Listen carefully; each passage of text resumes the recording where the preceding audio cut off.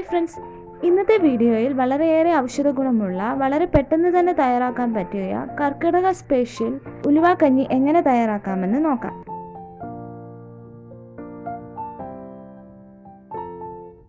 അതിനായി ഞാൻ 1.5 കപ്പ് അരി നല്ലതുപോലെ കഴുകി കുതിർക്കാനായി 2-3 മണിക്കൂർ ഇട്ട് വെക്കും.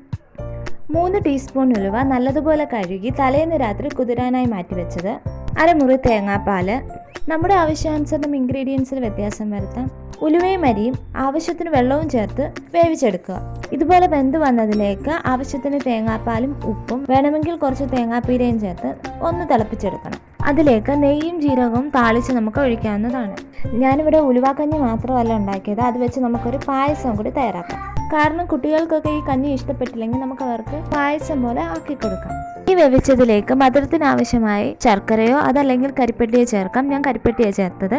കുറച്ച് തേങ്ങാപ്പാലും ചേർത്ത് ഒരു 5 മിനിറ്റ് തിളപ്പിച്ചെടുക്കുക. കുറച്ച് ഏലക്കാപ്പൊടിയോ ചുക്കുപൊടിയോ ചേർക്കാവുന്നതാണ്.